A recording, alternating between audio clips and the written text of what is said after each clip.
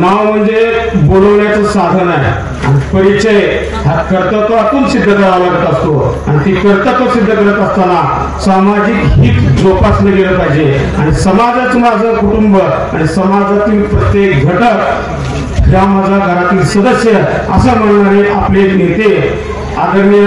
राणा जगजितसिंह पाटील म्हणजेच अर्थात आपले दादा काल परवा इथं सभा झाली कोणाची झाली काल सभा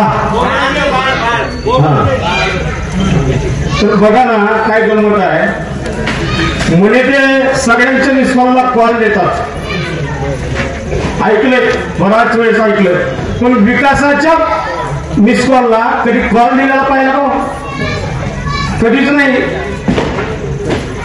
आणि इतकं खोटं बोलणं चालू केलंय भयंकर परवा फेसबुकला पोस्ट बघितली आहे त्याच्यामध्ये स्पष्टपणे सांगितलंय खासदार साहेब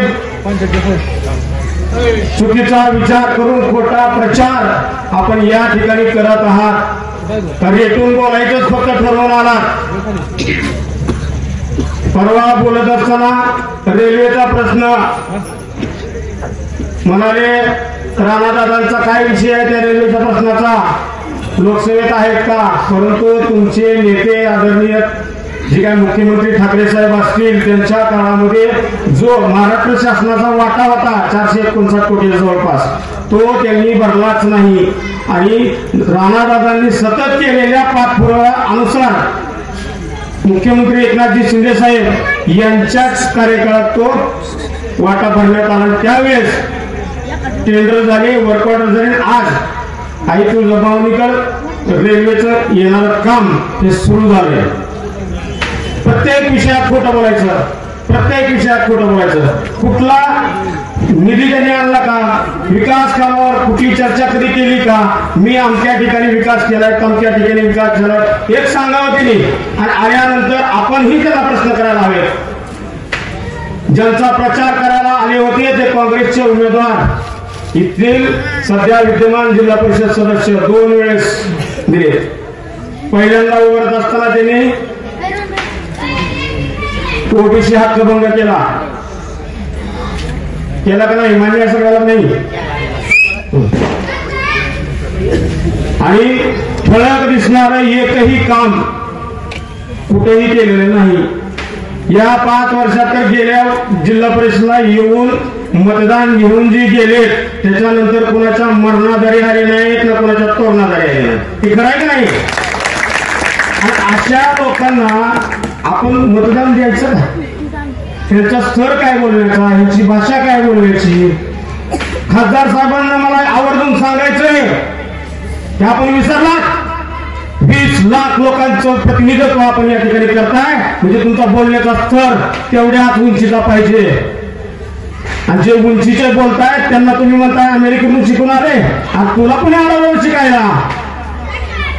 आढळलं होतं का जायचं यायचं शिकून आणि व्यवस्थित बोलायचं इतक्या खालच्या थराची भाषा आपल्याला शोभत नाही आणि आपण